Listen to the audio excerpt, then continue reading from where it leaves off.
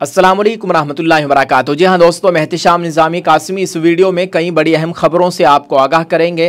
दोस्तों आपको बताते चले, सुप्रीम कोर्ट का हिजाब के ताल्लुक से एक बड़ा अहम और खुश आइंद फैसला। वहीं दूसरी जानिब वक्फ तरमीमी बिल के लिए 31 रुकनी मुश्तरका पार्लिमानी कमेटी तश्कील दे दी गई है, जिसमें असदुद्दीन ओवैसी, मौलाना मुहिबुल्लाह नदवी और इमरान मसूद साहब को भी शामिल किया गया है। मौलाना अरशद मदनी साहब का एक बड़ा अहम बयान आया है और एक खूबसूरत मंजर हम आपको दिखाने वाले हैं। पहली खबर की जानिब बढ़ते हैं। लोकसभा ने जुमा 9 अगस्त को वक्फ तरमीमी बिल के लिए बनाई जाने वाली मुश्तरका पार्लिमानी कमेटी JPC की तजवीज़ को कबूल कर लिया है। इस कमेटी में दोनों ऐवानों के 31 अरकान होंगे। लोकसभा से 21 और राज्यसभा से 10 मेंबरान होंगे। कमेटी को पार्लियामेंट के अगले इजलास के पहले हफ्ते में अपनी रिपोर्ट पेश करनी होगी। पार्लिमानी उमूर और अक़लियती उमूर के वज़ीर किरण रिजिजू ने इस बिल को JPC को भेजने के लिए लोकसभा में तहरीक पेश की। रिजिजू ने एक दिन पहले यानी जुमेरात 8 अगस्त को लोकसभा में वक्फ बिल 2024 पेश किया था।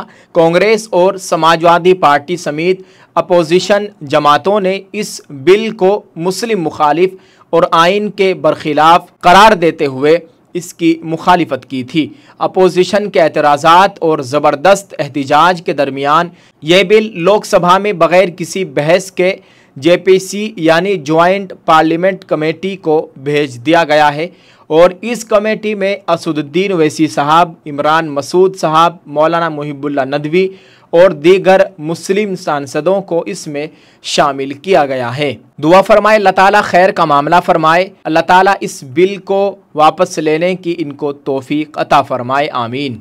दोस्तों वहीं दूसरी जानिब मौलाना अरशद मदनी साहब का एक बयान इस वक्त खूब चर्चा में है कि मुसलमान हर खसारे को बर्दाश्त कर सकता है, लेकिन शरीयत में किसी भी मुदाखलत को बर्दाश्त नहीं कर सकता।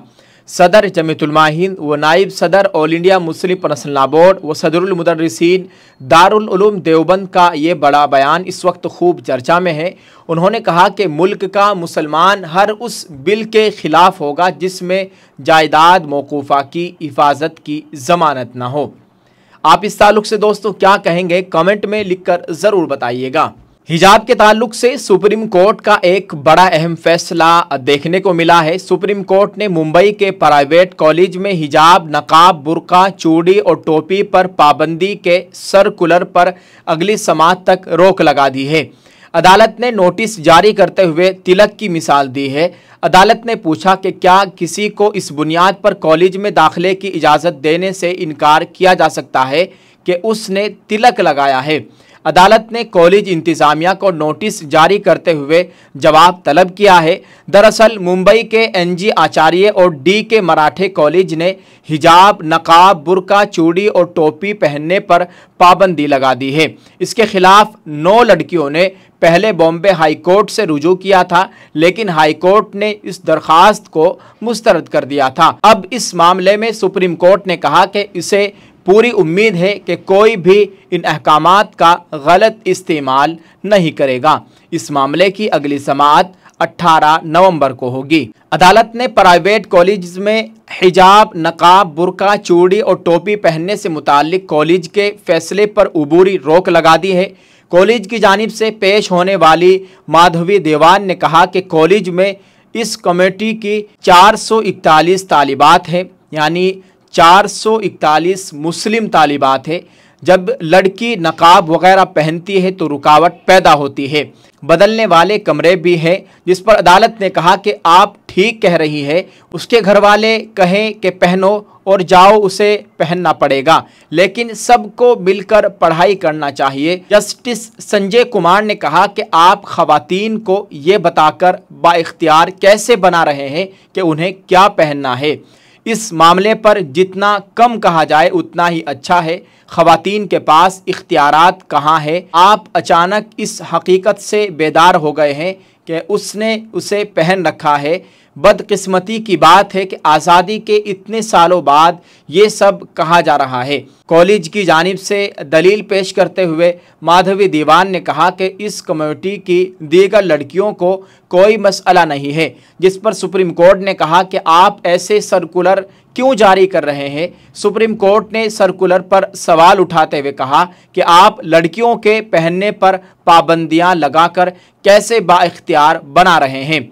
यह लड़कियों पर छोड़ दिया जाए कि वो क्या पहनना चाहती हैं।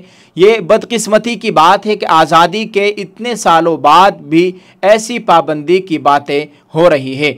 सुप्रीम कोर्ट ने सर्कुलर के एक हिस्से पर पाबंदी आयद कर दी है, जिसके मुताबिक तालिबात के हिजाब और टोपी पहनने पर पाबंदी थी।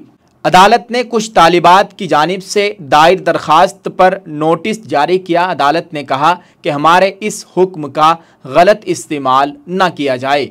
अल्लाह ताला खैर का मामला फरमाए। ये सब कुछ हमारे मुल्क में हो रहा है।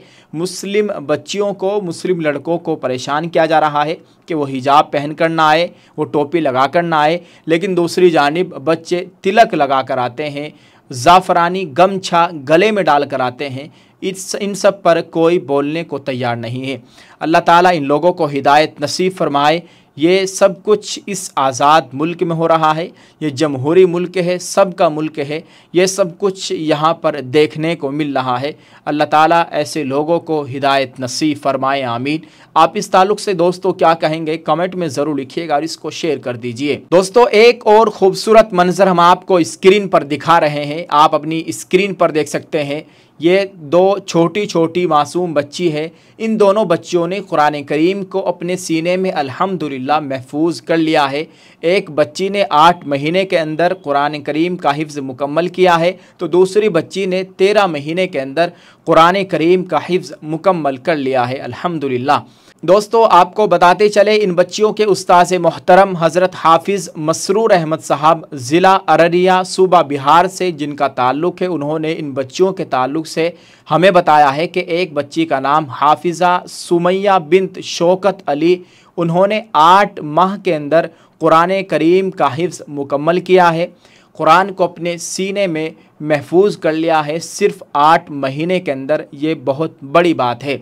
और दूसरी बच्ची हाफिज़ा हुसन बानो बिन्त अबू नसर, उन्होंने 13 माह के अंदर कुरान करीम को अपने सीने में महफूज कर लिया है। अल्हम्दुलिल्लाह ये बहुत ही बड़ी बात है। सभी से गुजारिश है कि इनके लिए दुआ फरमाए, अल्लाह ताला इनको दीन की इशाअत का ज़रिया बनाए और असातिज़ा की और माँ बाप की मग़फ़िरत का ज़रिया बनाए, आँखों की ठंडक बनाए, आमीन। दोस्तों आप इस वीडियो को शेयर ज़रूर कर दीजिएगा और कमेंट करके एक दुआ या जुमला ज़रूर लिखिए, अपनी राय का इजहार ज़रूर कीजिए। जज़ाकल्लाह। अल्लाह ताला हम सब का हामी नासिर हो, आमीन। अस्सलामु अलैकुम व रहमतुल्लाहि व बरकातुहू।